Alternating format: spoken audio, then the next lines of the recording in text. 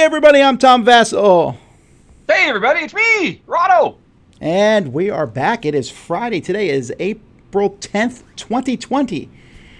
Which I was trying to think of some interesting thing to say about that date, but I don't know. We're here. Although, a week from today, when we get together, it'll be my birthday. Happy birthday! I'll wait till next week. Yeah, I'm not wasting some pre-congratulations on you. Although I'm dropping the hint there so you can prepare something very special for next week. But I appreciate that. I always get a little annoyed at people like, no one remembered my birthday. I'm like, well, remind us. Just tell us when it is. He just told me now. I'll remember it. I'll be the big 5-1. Alrighty, so first part of what we do, by the way, if you're watching this, I'm Tom Vasel from the Dice Tower. We do one episode on this channel and one episode on my channel each week. For the short future, we'll be switching this out to a little bit less active than that. I was afraid you were about to say the foreseeable future. But I'm glad no, we're going to stretch this out soon because we both have other things we need to record. Yeah. So the first thing we do is we try to guess we don't try to guess. We just ask Rahdo what game he's playing because I can't usually tell. Well, it looks like it's a space game. I'll be recording later today. You were not a fan of it, although you might recognize it. The title's right here on the board. It's Destination Neptune. Wow, that's a long time. This is an old game, but is there any changes? Significant. The designer released on Kickstarter a second edition that literally just came in a plastic sack, but it was an entirely new deck of cards. And you remember, I remember Oh My Goods, how after they released, they changed the rules and it had such a huge impact on the game? That's nothing compared to this. This game is radically different now. They completely dropped the quasi Puerto Rico, I play a card, everybody does a thing. Now it's more of a race for the galaxy, I think. If I want to play this card, I got to sacrifice other cards, but they go into the public queue. That means they're available for other players. When somebody actually does research on a planet location, they own that location. So it's a lot faster, it's a lot punchier, and it's full of a lot more interesting decisions. Jen and I, we played it the other day, and I hadn't played this for 7 years or so since it originally came out, and it is a night and day improvement. Well, then see, I'm back on board because I like the theme a lot, a realistic space game, or quasi-realistic, and then B, I like the idea of the game. It just felt like you did the same thing every time. I'm hoping that this will open it up. Obviously, when you have feedback, things do get better. Yeah, definitely. I didn't dislike the game at all. I just wished it had been more. That's all. And maybe it is now. Yeah. So. Well, I mean, if nothing else, as part of setup, you get unique player powers, a random collection of 3 that really makes you feel very different from game to game. And, it's just so... Oh, and there's an auction at the beginning of the game, so you already have some planets pre-seeded. So right out of the gate, you can be rushing out and building stuff. So it goes to full speed much quicker. It doesn't have quite so much build-up. I mean, he really, I'm sure, took a lot of feedback on board, and it's a huge improvement. I can't imagine even remotely considering playing the original game. Cool. Yeah, that's actually an interesting... I'm going to do that at some point. I want to do a top 10 list where I don't like the latest version of a game, but there's very few that... I don't even know if I could come up with 10. Oh, you mean where they should have left it alone? Yeah, like I said, I actually like the first edition, or I like the second edition instead of the third. Very rare is that the case. Almost always they have the benefit of playtesting a game and feedback and things like that. I've got a few, but you're right. I mean, as a general rule, they shouldn't do it if they aren't improving things. And really, I mean, even when I don't like the new one, I can identify that, well, no, I see why they did what they did, and they probably have made it better for a broader audience, but they've taken something away from me. Like Mansions of Madness 2nd Edition, as an example. Sure, and as the one person who believes that, you're not the one. I'm sure there's many. It's always funny. There's always these things like sometimes where I think it's clear, like for example, Cosmic Encounter is way superior to like the original ones, and yet there's always somebody who's like, no way, man. Like, all right, cool. All righty, folks. So let's take a look at our mechanism of the week. Yes. And I was curious when I first saw this one. So this is Action Event. And the alternate name is Card Driven War Game. And I thought, this might take Rahdo out of a lot of these games. I think you're going to have to do the lion's share of the heavy lifting here. Yeah. Okay, but this is not always a war game. So in this game, in this thing, which is originally was in war games, but it's kind of bleeding out now. You play a card to do one of two things: either an action on the card, or it gives you a certain amount of points you can spend. The number one game that's known for this is Twilight Struggle, but it's also in very recent games like Watergate. Watergate, yeah. So I guess before we start, have you played any of these games? I have played. Years ago, I set up Twilight Struggle. I learned the rules. I sat Jen down to the table, and I then gave her the 25-minute spiel, or I started to, because about 2/3 of the way through, she said, "Yeah, I'm going to stop you right there with a hard no." It was just zero interest. And I was like, I worked so hard at this. But we did go on subsequently to play 1960, which, is a much more user-friendly and, inviting subject matter, I think. And we actually liked that quite a bit. Interestingly enough, it's one of the few. It was really interesting seeing history come alive, because we weren't born at that point, so we didn't know that much about the Nixon-Kennedy race. But ultimately, that wasn't a keeper for us either, because as we get older, Jen just gets more and more and more depressed whenever anything related to politics comes up, even if it's a positive thing. Can give you a good feeling. So that ultimately wasn't a keeper for us. But that's the interesting thing. Twilight Struggle, 1960. Apparently, the coin games like Labyrinth, Watergate, World War II, Barbarossa in Berlin, The Expanse from Jeff Engelstein. These are all, if not war games, certainly head-to-head tug-of-war area control. We are trying to dominate the other. It seems like that's a pretty consistent thing amongst all these games. Well, they're back-and-forth style games. It's interesting. You said that she liked 1960. Of all the games on this list, that's the one I played with my wife, and she also liked 1960. And I felt better about playing 1960 because unless the person is 80-plus years old, unless they're like 70 or 80, they're not going to remember that campaign. And therefore, it's a little more easy to digest, which is why, for example, if they made a game about 2016, I wouldn't play it with almost anybody. Well, they did. Correct me if I'm wrong. I believe the designer, I don't know if it's on the list here, ultimately took 1960 and made a simplified version of it that was Obama McCain. It was 2008, I believe. Yeah, and I played that game. I played that game with somebody one time. It was someone they were in the area visiting, so we played it, and they chose one side, I chose the other. It doesn't matter who was playing what, and I got into the rhetoric, right? I was like, whatever, I'm gonna play my side, and I could tell that made them extremely uncomfortable, so I pulled back real fast. I would have done it either side, right? I would have jumped into the rhetoric and stuff, but that's too real, and so I get it, and so again, I think this is an amazing mechanism. But you may not want to play a game about the fall of communism. Or, for example, I'm not a huge fan of Labyrinth, the War on Terror, because that's a little still too close for home for me. Someone's being the terrorists. Yeah. I don't want to be the terrorist. I can be the communist in Twilight Struggle because, again, that's a little bit more removed from me. Yeah. Mm-hmm. So Watergate is a good example of this. This is one that you might like. It is a tug-of-war style game, though, so I'm not sure. It's still an area dominance on that crazy corkboard with all the pin tacks on it, right? Yeah.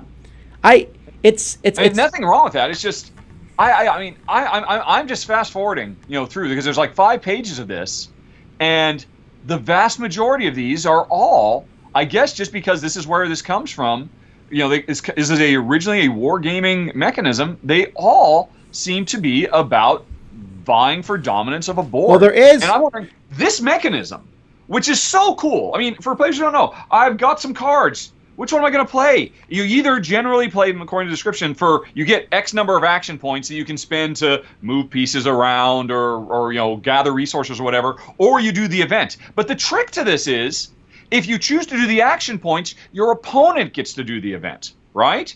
And I know in 1960 and in Twilight Struggle, these events are thematically tied. That it might be an event that really benefits me, but I really need those action points right now. But I'll take the action points because I know you don't particularly care that much about this particular benefit because it doesn't benefit you as much as me. That's really cool. There's lots of game within game within game stuff there. And why isn't there an Agricola-style game that uses this? It would totally work in a traditional economic, gather your resources, convert goods into victory points kind of game. Well, there is I'm looking here. One of the modules for Glenmore 2 has it. That's a lie. That is a dirty lie. I have this module right here. Oh. This is one of the only modules I played with the new Glenmore 2 reprint. And somebody did not understand. Yes, there are a deck of cards, but in this case, you just draw a card and do what it says. There's no choice or anything. Oh, and so that's just events then. I scanned through all these cards. I thought maybe there'd be one of them in here, but there is not. Although there is a very cute Loch Ness monster in here. I really like Glenmore, so I was really hoping that would be one of them. Yeah, as I look through these games, a lot of the games on this haven't come out yet. There's a lot of games here from 2020, 2021. Okay. Oh, Wolfenstein's on the list again. I think whoever put that one in just checked. Is all mechanisms to all players. Okay, well, I think we can both agree that even though I don't mind the war game history thing of it, that if they did come out with a Euro game that used this to some degree, I would enjoy it. I never did get around to playing Expanse. I don't know if that one is better in that regard. Well, it was you do not have a copy of every Jeff Engelstein game on your shelf ready to play at any moment? Well. Oh. No. Okay, all right. I have several of Jeff Engelstein's games in the library, but not all of them. But there's very few designers I would put all their games in the library. So it's too bad because I love Expanse, the TV show. I've never read the books, so I suspect I'd really be drawn to the subject matter. But again, it is, at the end of the day, another Titanic, Twilight-ish type struggle for dominance over a board. And it's like, this mechanism is so primed to do so many amazing things. It's so simple and elegant and just the epitome of tension. Whatever I play, I'm giving you something, unless I take it for myself. But then I'm not getting the main job done. It's so cool. I've been waiting years for a nice Euro. But hopefully one of these ones that's coming up that we've never heard of will deliver. Yeah, I agree. So that is Action Event. Yes. Let's go to top 5. All right.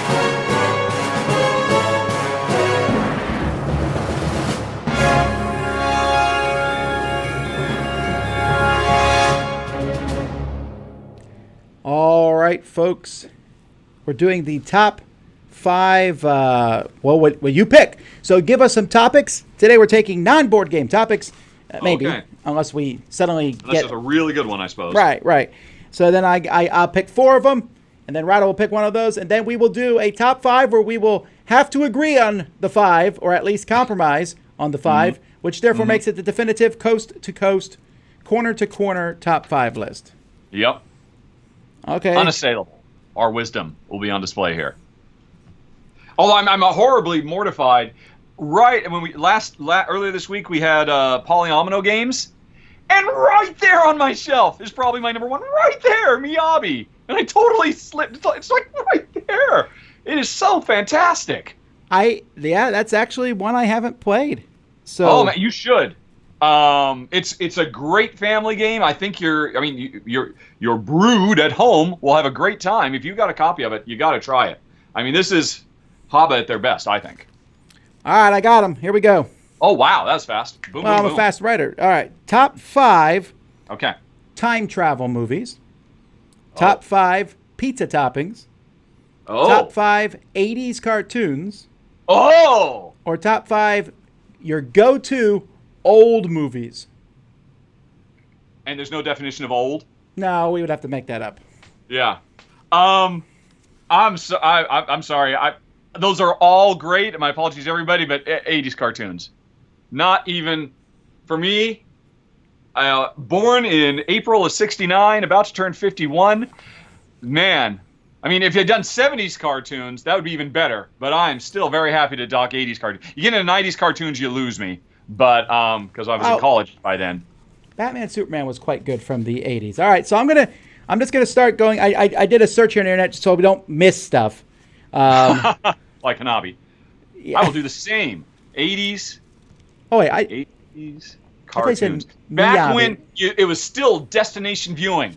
When you got up early on Saturday morning, because that's when 90% of all your TV of the week, and your parents were still asleep. So what my brother and I did, we made ourselves breakfast. What was our breakfast? Cinnamon sugar toast. Over and over and over again. Eat an entire loaf of the stuff, drowning in sugar and cinnamon, as we watched. Oh man. Well, you know what? You dare not. Oh, no. I'm not going to lead with the most important Saturday morning cartoon of all time. I'm gonna let you get your vetoes out of the way. Okay. But there is one above all. Hang on. Let me quick. I'm quick writing down but the ones I like the best, and then that way, if you say it, I'm already on it. Okay. Okay. I'm almost done. done. I know. This one, I think, unfortunately, it's a lesser known one. It's not one of the crowd pleasers, unfortunately. And by the way, of course, this doesn't have to be limited to Saturday morning. Although you weren't a real kid in the 80s if you weren't primarily focused on Saturday morning. But yeah, there's lots of good after school stuff as well at the time. Yeah, I actually a very strong one on the list there. I only have 4 that I feel strongly about, so we'll see. Go ahead. Okay. Well, all I can think of is the one that's the most important cartoon. Then No. say it. I've got another one. Dungeons and Dragons. It's so garbagey. Shut your mouth. I'm sorry. I was cannot. so into that show as a kid. I actually wrote a spec script for it. I don't. But I never got disagree on around to that, actually but sending it in to see if. But it was. I loved that show to pieces. I didn't see it as a kid, unfortunately. I know that almost all the cartoons that we're talking about here have not aged well, including some of the ones I liked. Within context, Since I've only seen it as an adult, I cannot. I'll have to say no to that. What? There's a lot. We will agree on 5. Glad I saved the really important one. What are you You are talking about? vetoing Dungeons and Dragons. I think you probably already lost the crowd. Well, no, I think that there's a lot of people back and forth. Alrighty. Well, give me the one that you really whatever like. you have, I'm gonna spite veto it. Oh, So then let's go. I'm just gonna throw some garbage out there then. I probably shouldn't have led with that, huh? I'll start from D&D. Is it really that bad? I have to admit, I don't think I have seen it since I was a kid. But what I really loved about that show, I loved Eric. I think he was he a paladin or was he cavalier? I think it was cavalier because everybody hated him and he was kind of a jerk. But I always thought he was just misunderstood and he was the backbone of the and the spec script I wrote was they were lost in a maze and they'd all been possessed except for Eric. So Eric had to single-handedly, one-on-one, take down every single one of them to prove that he was the best. It was the most ridiculous bit of fan fiction you can imagine. But yeah. The comments are pretty split here. Okay. Half the people are really loving D&D, and the other half are saying it's garbage. So, All right. Well, what do you got, smart guy? all right, I'll throw the first one at you as a cartoon I liked a lot, even though it frustrated me that it never seemed to finish. But, I forgot about that cartoon. Hang on. But I'm going to say this one while I'm thinking about it. That's Inspector Gadget. Oh, sure. Yeah, Really? I was not loved expecting Gadget, Annie, and what was the dog's name? I want to say Mouth, but that's not it. I was going to say What was the Ralph. dog's name? What is the stupid dog's name? This is very important. It's This Penny. is our childhood. It's Penny, Inspector Gadget, and the dog who actually did everything. Yeah. Oh my gosh, okay, I'm looking. Brain, of course, Brain. Yeah, it's okay. Because he was the brains. All right. Yeah. No, I even if I wanted to spite you, I can't. That I probably would have come around to that. That was so wonderful. What do you think about it was so common to just throw the kid in so that we have our gateway in? Like, as kids, we fantasize about being adults. Why do you think we fantasize about being other kids? You don't have to, throw us a bone. I've never I was understood always that frustrated by. I love the cartoon, but I was frustrated that Inspector Gadget was so dumb. I was like, come on, at a certain point. And it also bugged me that they never got the bad guy. They got his henchmen and stuff, but they never got him, Dr. Claw. Yeah. Well, you suggested, are you backing off? No. I like it a lot. I love the cartoon. Yeah. I'm just saying, as a kid, that frustrated me. All right, give me another one. And from the voice work, because from the 70s, I had watched tons and tons of reruns of Get Smart. So, having, what's his name? Don something or other, the actor who played Maxwell Smart, coming back and playing a similar kind of a send-up of what was already a send-up of James Bond. Yeah, I loved it. Yeah, Inspector Gadget, da-da-da-da-da-da, boo-boo. Oh, yeah, that's true. Also one of the best. Go, Gadget, go. One of the best music openings to loved it. Yep. Not as much as the movie. I'm just kidding. Go ahead. All right, well, we have one, and I think that is unassailable. All right, throw out your big one. All right. Well, you already broke my heart with D&D, so I'm really delicate here, Tom. I'm bearing my heart and soul to you. The greatest, by far, Saturday morning cartoon in history is Thundar the Barbarian. I've never seen it. Okay, then you have not a leg to stand on. Let me tell you why it's so amazing.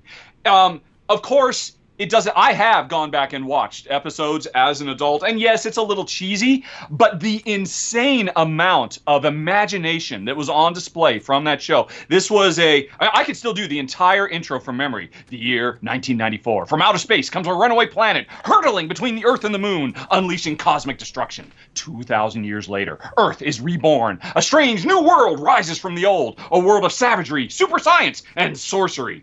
But one man bursts his bond to fight for justice. With his companions, Ukla the Monk and Princess Ariel, he pits his strength, his courage, and his fabulous sun sword against the forces of evil. He is Thundar, the Barbarian!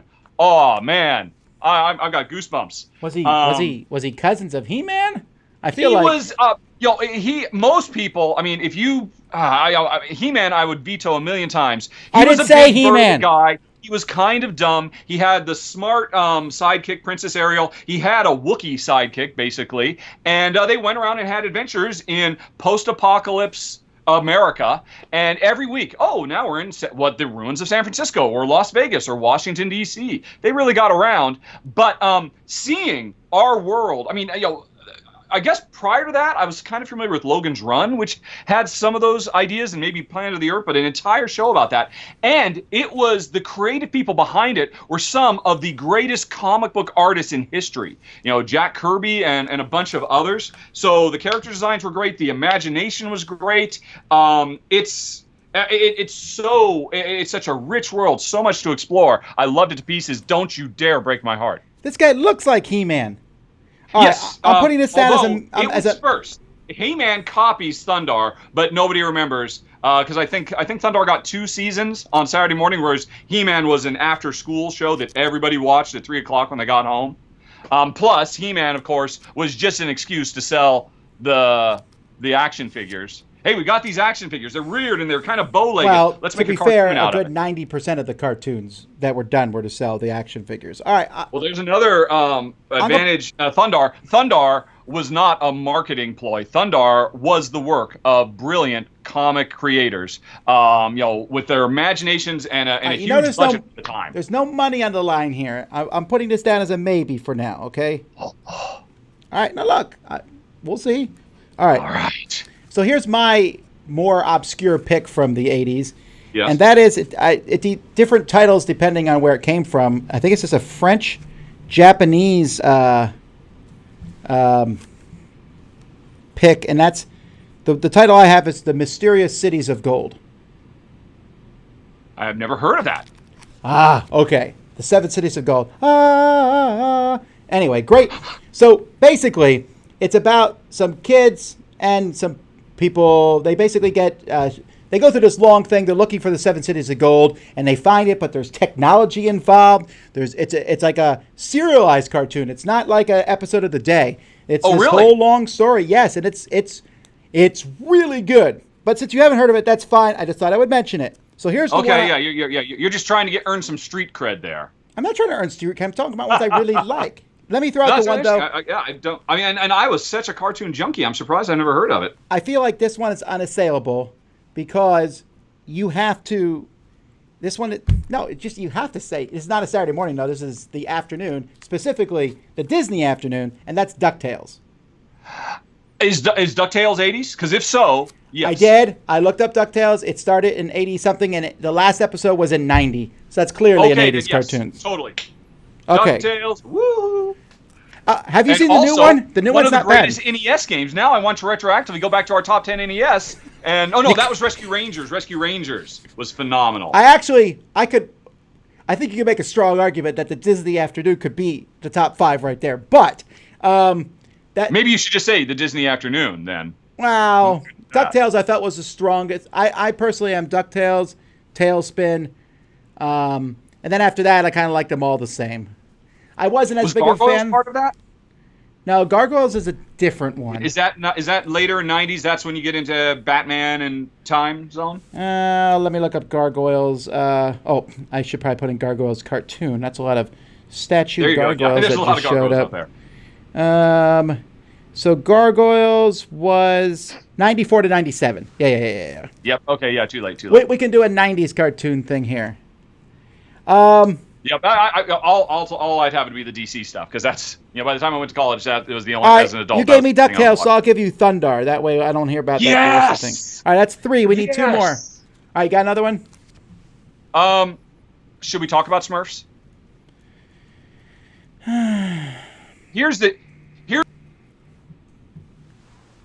I mean, gosh, it was like a 90-minute show, as I recall, and with like little 15, 20-minute episodes. It was a ton of content. There's one thing that's very important to me about Smurfs. Again, from my own perspective, as a developing young human, that was the first time I ever recognized, wow, some of these episodes or some of these scenes inside some of these episodes look so fantastic, and then the rest of them look really wooden. And I'd never paid attention or noticed I had no concept of the idea of animation quality. There was somebody working on Smurfs in Korea, I imagine, who should have been working at Disney. Because, and I would just watch the show waiting for those brief moments where suddenly there was this incredible, lovely, fluid motion. And I didn't even understand why I was responding so strongly to it. So I don't think I could give it to Smurfs, but I just wanted to throw that out there because that was like a really big deal for me. It was like one of the first times I ever thought about the production of something and the quality of something. That's interesting. I'm just not convinced it's top 5. I don't know. All right, well, then I'll throw out G.I. Joe, a real American hero. Okay, G.I. Joe is there. He's on my list. Yeah, of course. I will say, though. We were not getting out of here without G.I. Joe. Straight up, I love G.I. Joe. I loved it. I like the toys. I like the things. I like the storylines, the comics. And other than the comics, I've gone back and watched G.I. Joe, and I was like, well, what do you know? It is. Well, here's the question. We have to ask. Good. We have to make the tough call, Tom. G.I. Joe or Transformers? That's a tough call. I have them both written down here. But I don't think we're being fair to the decade if we give it to both of them. No, I think G.I. Joe's better. I like the stories better, especially once they did. Although the Transformers movie's amazing. With Orson Welles. Yeah. I mean, you gotta admit the risks they did with that movie, where they killed characters. That was like something that's one thing about it. You watched all these cartoons. Almost no one ever died, and the Transformers movie killed not only some characters, it killed major characters. Yep. It was mind blowing. I don't know when that movie came out though. I'm pretty sure it must have still been late 80s. It was actually 86, I believe. There you go. Yeah. Although, I'm inclined not to give them the nod for scarring an entire generation of children for these they were not doing it from an artistic perspective. You can go back and watch the interviews. Yeah, we had a new line of toys, and we were just trying to kill the characters to sell these new toys. And yeah, I agree. Kid Psyche? What? They're kids. They're just toys. Nobody cares. We just gotta sell some toys. I mean, I love that the cruel business background of that. I'd have to go with G.I. Joe. Honestly, because knowing is half the battle. And I do say that all the time. I mean, obviously that's a cultural touchstone for us, but good on them for actually doing that and for, trying to teach lessons and morals and stuff like that in a very ham-fisted way, in a way that actually sticks with us to this day. So I would probably go G.I. Joe or Transformers. All right, well, then we'll go with G.I. Joe. All right, so here's another one I got for you. Yeah. This is one that's not on the top lists. And again, this one was specifically made for toys. So to keep that in mind. But I love the show Mask. Oh, the tie-in to the feature film with Jim Carrey? Oh, no. Oh, then you haven't seen this if you don't know what I'm talking about. Mask was they had these amazing real vehicles that would turn into, they put a mask on and then the vehicle would turn into a weaponized version of that vehicle. And they were hunting all kinds of stuff. I believe they found a Cities of Gold in one episode too. But if you don't know what that is, that's no worry. But that's a great. No. All right. Here's another one that's hugely important to me, although it's kind of getting in on a technicality. Star Blazers.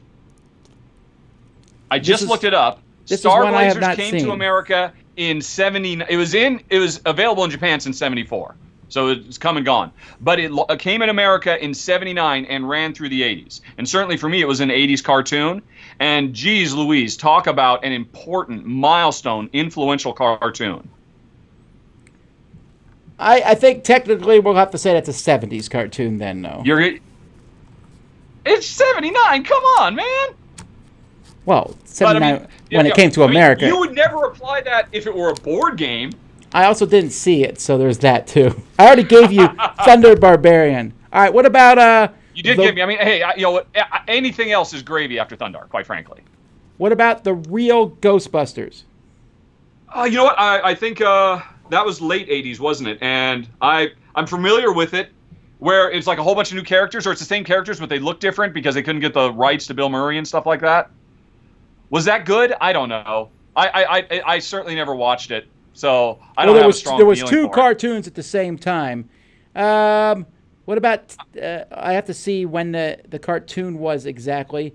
TMNT. I was just gonna say that's the elephant in the room, or the closet or whatever. It's a weird one though, because the first episode was December 14th, 1987, but it ran all the way up through 96. So wow. I think that's a 90s cartoon then.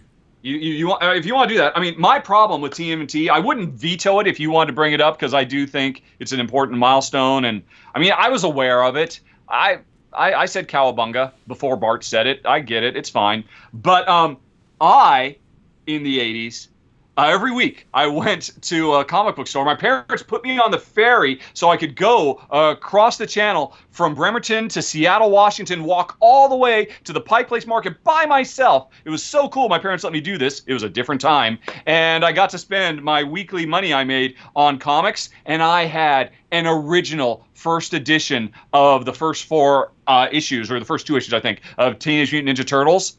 And so when I saw the cartoon and it wasn't serious and gritty and dark, of course I didn't realize at the time that it was all a parody of Dark Knight and whatnot. But I mean, I dismissed Teenage Mutant Ninja Turtles because that's not the real TMNT, or the robot that was on the run. There was a spinoff. So yeah, I would almost, if you want to suggest it, I think I might veto it just because. Oh. It's fine. It's so silly to say it spat on the comic book that I love. Here's the elephant in the room that people have already mentioned in chat. And this cartoon was out from 85 to 88, and you have self-described yourself as it all the time. Uh-oh. What? The Care Bears. Okay, now listen. You're laughing, right? And I want to watch G.I. Joe Transformers. My sister watched Care Bears, and I thought it was pretty stupid, except I did watch it all and enjoy it. I just never told anybody. That's a good point. We have a very myopic perspective as a couple of dudes. Why? I mean, that's okay. That's a good point. I mean, it's our list, but I thought, Care Bears was pretty influential. Sure, yeah.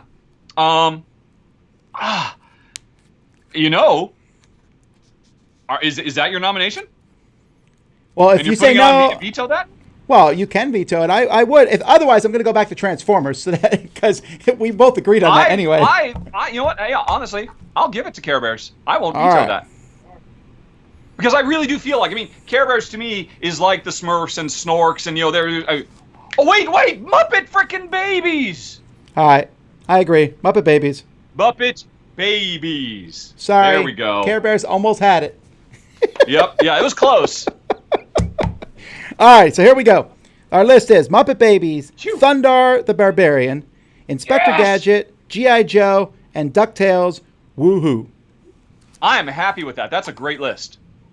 I think that one, we joke about it, but I think that could stand the test of time. Well, 4 of them anyway. All right, well, let's go to questions. We got more time today for Demon questions. Dogs! Ariel Okla, right! Sorry, Sorry, so many catchphrases.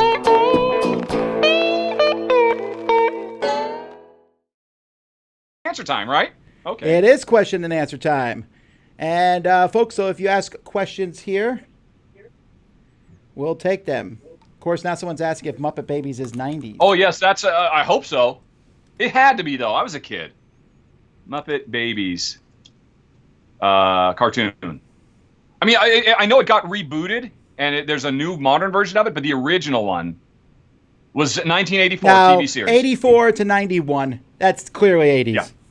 Okay. Yeah. I mean, it defines cartoons in the 80s. It really does. You know, I mean, Warner Brothers copied them years later with WB Kids and all the, you know.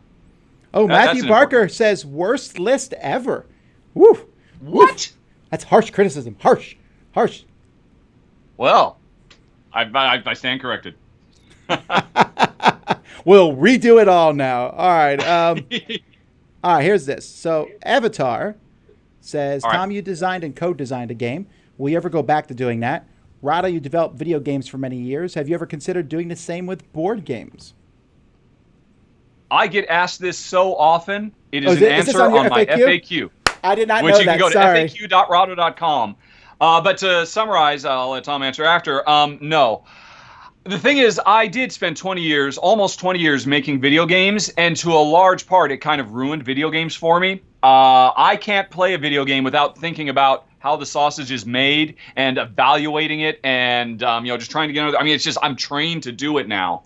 And it just burned me out. And I do not want that to happen with board games, because board games is literally the greatest thing from a pop culture perspective that's ever happened to me. And, it's so important to me and my wife that we can share this. And I am very precious about that. The number one fear I have about doing Rahdo Runs Through is that it could lead to a similar burnout. And if I ever get a whiff of that from her or from me, the show is over that day, or at least taking a nice 6-month hiatus or something like that. So no, although I kind of now want to make that action? I want to make a game out of that, because why isn't there a Euro for that? I now know what game I would make if I were to make one, though, because nobody's used that mechanism. I designed one while you made that sentence. Okay. Anyhow, I have a game actually that I worked on, showed publishers, was offered it to be published, and I said no because I felt like every offer was because my name was Tom Vasel. And you didn't think they would necessarily take it and sculpt it and mold it and really try to. If Eric Lang and Come On said yes, and you knew Eric was going to become a partner with you, because that's what he does as a creative director, would you be interested? I don't know. It was like a 7 at best, and I'm not happy with that. So I mothballed it. You've mentioned this several times. I've heard you talk about this. Give us a synopsis. Give us the elevator pitch. What is this game? It was a game in which you rolled some dice in front of you each turn, and the dice had different sides. They weren't 1 through 6.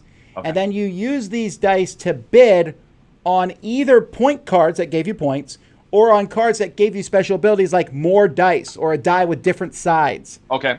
Or a bonus to you winning bids on something else in the future. That's the basic outline. And like everybody could see the card. So it was kind of like a raw style auction where, okay, I know we both really want that, and I can see what you can bid. So do I try to bid you up on that, or do I go for other stuff? I mean, that was like the interplay between players. Sure, but what I had was I had some interesting things in the cards. There were 6 cards, and they were put out in that you were bidding on each round, and you put them out 1, 2, 3, 4, 5, 6, like in a little grid. So one of the special abilities you could get is when you were bidding, you could put a chip between 2 cards and bid on both those cards. So I thought that was a cool idea. I do think that's a cool idea. There was also dice that you could get like 2 more dice, but they had no side. There was nothing on each side. You used them for bidding, but they didn't give you any bonuses. Each side would have a picture on it, and that picture would would be worth more when bidding on a specific card. Mm-hmm. So it kind of pushed you to bid on that card, but you didn't have to. Anyway, I didn't really have a good theme for it, so we'll see. Yeah. It doesn't sound bad at all. I mean, that sounds definitely interesting and unique. No, until I appreciate now somebody that. steals it. Well, if someone steals it, that's fine. Sebastian DeVries says, what's your best comfort food for the coming weekend? You go first. You're the food guy. Oh, well, for me, it's the same. Here's what happened. So my church, we scheduled a ice cream sundae. We were going to do this big ice cream sundae get together. And I said, folks, I got the toppings. Don't worry about it. I got them. So I went to Amazon. I went to stores. I got like 2-pound bags I have chocolate chips and cinnamon chips and white chocolate chips and caramel chips and peanut butter chips and Nestle's. I got like 50 different toppings. I got them all. And the very next day we were like, you know what? We're going to shut down all extraneous events. This was at the very beginning. Yeah. And I was like, all right, no worries. It's just toppings. Fortunately, I didn't buy the ice cream, just the toppings. And then I was like, well, what are we going to do with this? So each Saturday now, for the past 4 Saturdays, we've had Sunday night at the Vasels. And at the rate we're going through these toppings, we got possibly a year and a half worth. So that's Tom, what happened to you? I remember you and Jason a couple of years ago making a blood pact. This was the question that was asked. Oh, it's because you check out Jason Levine now. He is a sculpted machine. He's looking great. Yes, I'm not arguing that. I'm having a hard time getting my walking in right now too. That's a fair, yeah, definitely. My wife yesterday, my wife said you could run up and down the steps. I was like, I don't want to. You know what I've done? My comfort food always has been, always will be ice cream. I love ice cream above all else. If there's one thing I can eat for the rest of my life, it's ice cream. Unfortunate that it's just nothing but sugar. And hey, I'm 51, or I'm about to be 51. I really need to take better care of my health. And so I have been taking this self-imposed quarantine as an opportunity to wean myself, because my mom, who lives with us, if she feels like, I really want a Mountain Dew, I'm like, no problem, Mom, I'll just run right down to the store. It's 2 minutes away. I'll bring you back a Mountain Dew, and I'll get some ice cream for myself, too. And since we have moved back to the States, in Malta, it was much harder to get comfort foods. I mean, we really had to go out of our way to get stuff, and it was crazy expensive, the food we really liked. So I kept my weight, around 205. I've been at almost 220 now ever since I moved back to the States, and I'm really working hard. So my comfort food is denied me. And so what do I take solace in? Jen actually still makes a brilliant dessert that's pretty much incredibly low carb.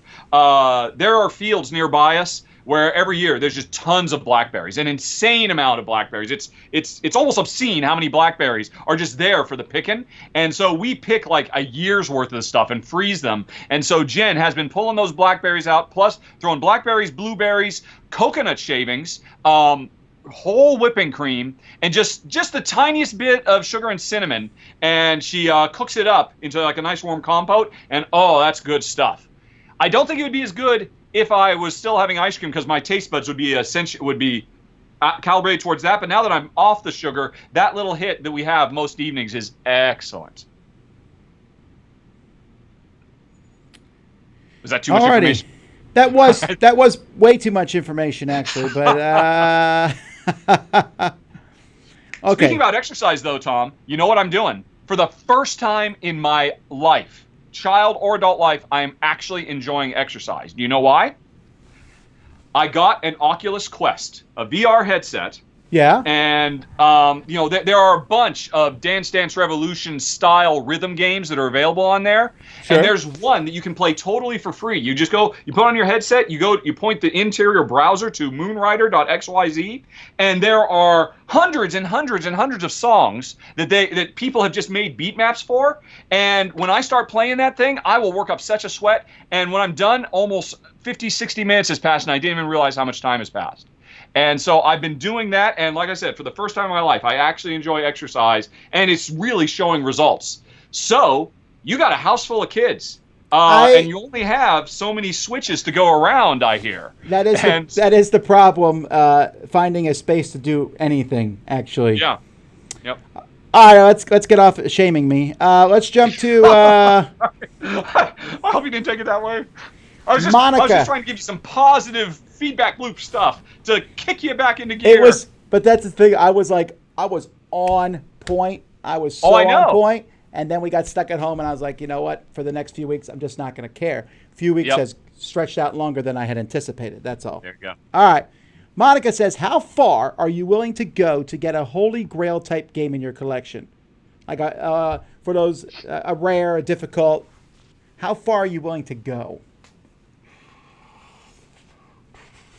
Not very. One, because of my circumstance, I don't really have that many Holy Grails. But I mean, if I try to rewind backwards to when, publishers didn't send me games so that I could cover them, gosh. You know what? I don't think I had many Holy Grail games, but I often had Holy Grail promos, that would just pop up at Gen Con or whatever, and I didn't have a chance to get them, and that was the only way to get them. Here's how far I went. For a time, I was such a crazy completionist. I had to have everything, and living in Malta, it was impossible to get promos, and yet at the same time, I had tons of promos that I would pick up every year at Essen. I started the yearly Board Game Geek promo math trade. Wait a minute, I thought that was altruistic. Oh, no. I got against them all. And the nice thing, okay, I'm long past. I no longer run this. It's been handed off to somebody else for a while. It was the #1 math trade, every year. I'm not. After all the stuff comes in, of course, you have to run the application, and you have to type in like random seeds to randomize it a little bit. I might have occasionally, hey, let's just type in a different random seed and run it again. Oh, hey, I like that trade better. Everybody still got their stuff. It's just, it was a random seed. And sometimes, I didn't like that 20 I rolled. Maybe I should roll a 17. That's how far I would go, to whoever answered to Monica. All right. Well, good. Do you have anything as bad as that, Tom? There's nothing I could say now. Actually, I'm kind of with Rahdo. I don't really. Back in the day, I really would hunt down a game, and I remember when I first won it, Cosmic Encounter. I won it Cosmic Encounter, and I got more Cosmic Encounter, which from Mayfair, but Cosmic Encounter was pretty expensive, and it was like running for 150, 200. And I just couldn't do that. I eventually got it in a trade.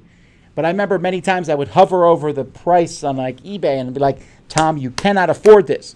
I was much poorer back then. I couldn't afford almost anything. And I was like, ah! So how far am I willing to go to get a Holy Grail type? Today, very little. I'll look at it and go, You know what? I don't need it. Back then, I was much more foolish to the point where if I really would want a game, I would consider buying it like on credit, using a credit card to get it and, putting it off. And that's a bad idea. So I'm glad that I've grown up in that regard. Yeah. I'm the same way. I mean, I was so crazy about them. And at some point I realized, one, I'm never going to get them all. And two, without exception, they don't make that much of a difference. I mean, they are afterthoughts. They were, or ideas they had in development. Okay, let's just kill this. It's not working in the game. But what the heck? We need some promos. Let's bring this back. I mean, that's what these things are. They're just not worth chasing after. Or corrupting your soul, as some people might have done. Yes. If you were a wrestler, what theme song would you use for your entrance?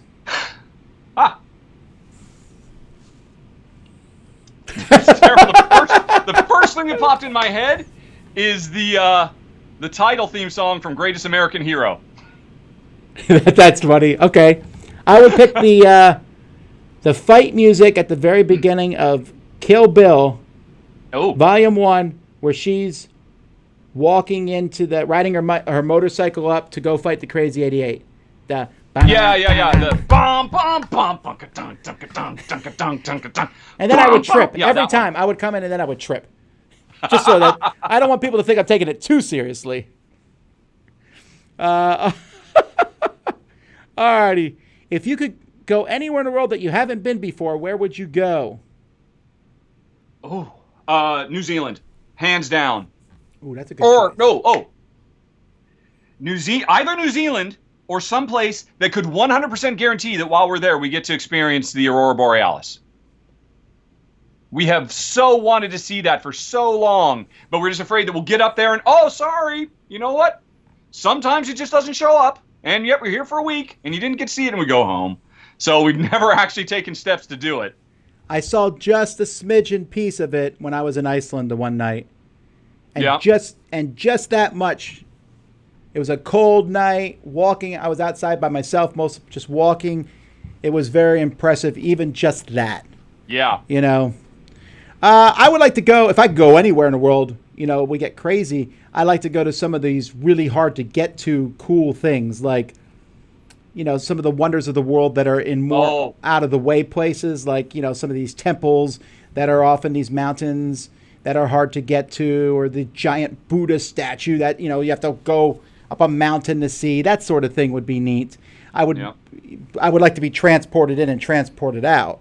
But to travel, I've always wanted to go to Moscow for some reason.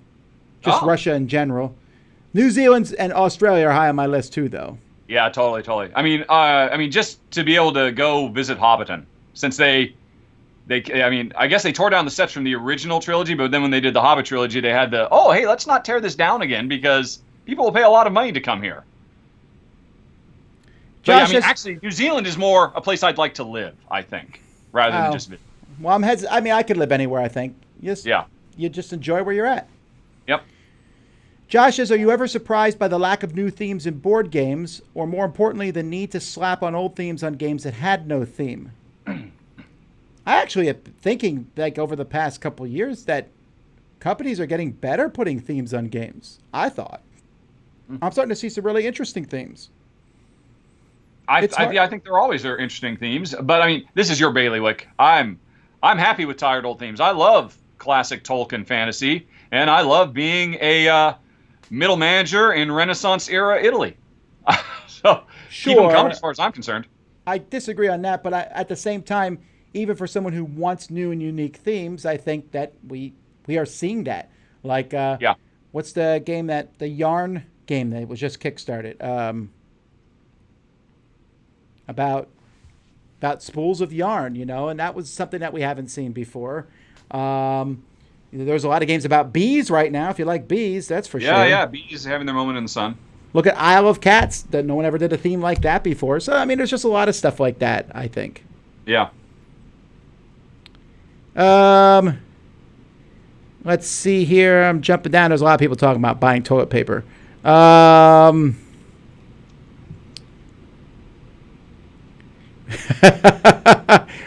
Running up steps is bad for knees, I know. Sugar-free ice cream is a thing. The toppings I have, not quite sugar-free. Man, favorite series to binge watch? Well, I am about... Rahdo just reminded me. I'm going to binge watch over the next week, I think. Thunder the Barbarian? No, The Expanse that you mentioned. I still haven't seen that. Yes. I heard it's quite good. I just binge watched this past week the Tiger King. Oh, did you? I have to say, I would have thought if this had not been a documentary and you told me this was the plot for a TV series, I would have said that's not realistic. That's all made up. Exactly, yeah. Every person in this show is fairly despicable. They're all insane caricatures, and they're all very happy to talk to the camera and tell the camera their darkest secrets.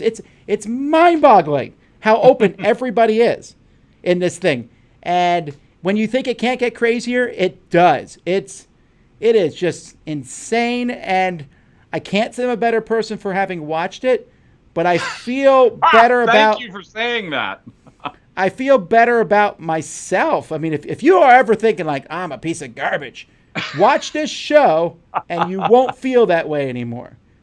Well, the audience is kind of making me feel that way for my earlier promo admission, so maybe I need to get a little bit of that in my life right now. I wouldn't have admitted that there, sir. Ooh, here's a good one. I'm glad you mentioned Expanse. That would probably be high on my list. And it's all available on Amazon Prime now.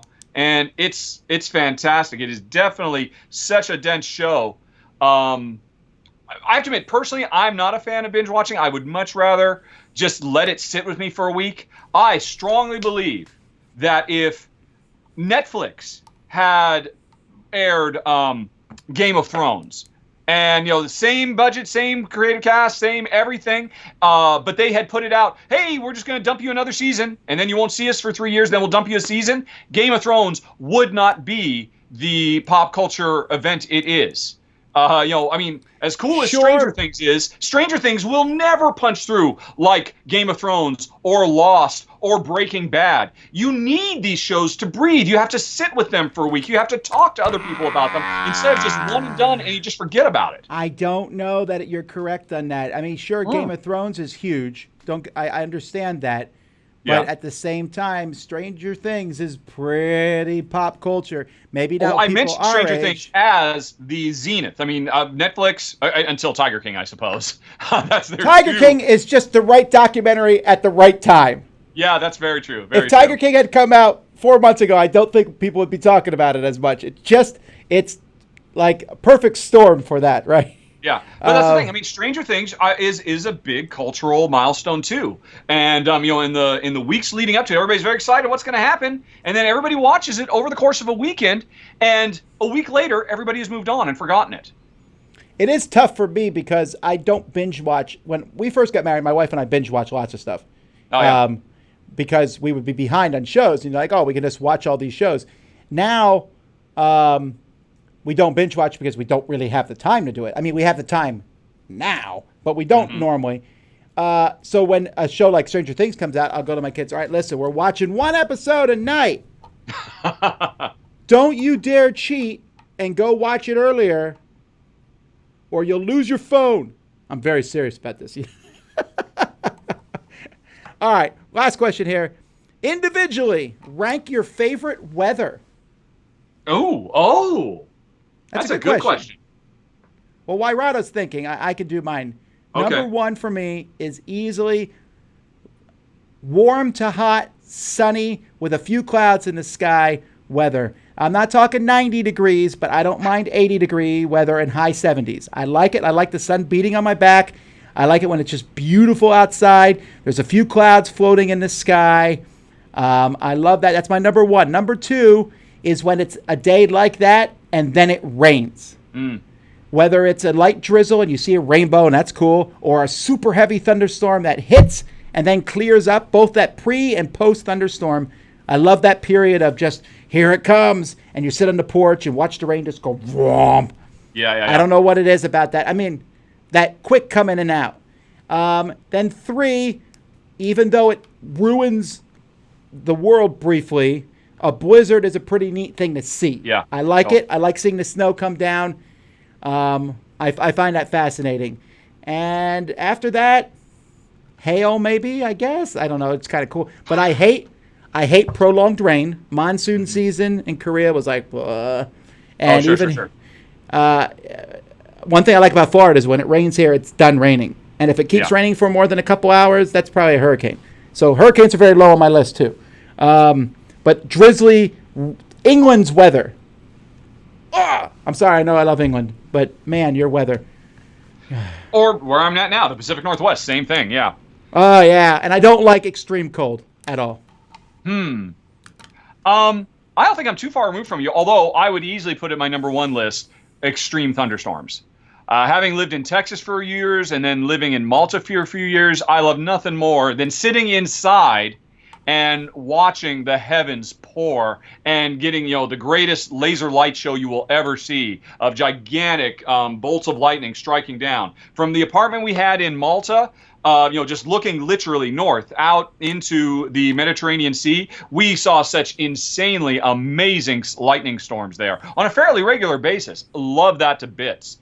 There's just something so nice and cozy and, feeling about being inside and seeing all of that outside. It really helps you just appreciate life, I think, a little bit. That, I'm not out there, I'm in here, and so that's a very powerful thing for me. Although, honestly, I love going for a walk in a really heavy rainstorm, too, and just feeling it beating down on me. There's just some weird thing about me that I really like that.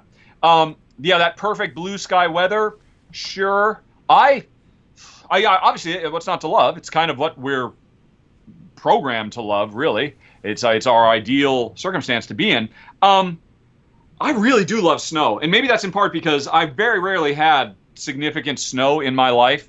I've only ever been living in a place. I mean, I know you grew up in the Northeast, so it's probably a lot more common for you. Sure. But we lived in Bend, Oregon. Every year there'd be like 4 or 5 foot tall snow piles to clear out the road in downtown. I really like heavy snows a lot. In part for the same reason. I love being inside when it's all out there, and I love the sound of the crunch. And one other thing I remember, it's funny, I wouldn't have thought of this until you mentioned extreme cold.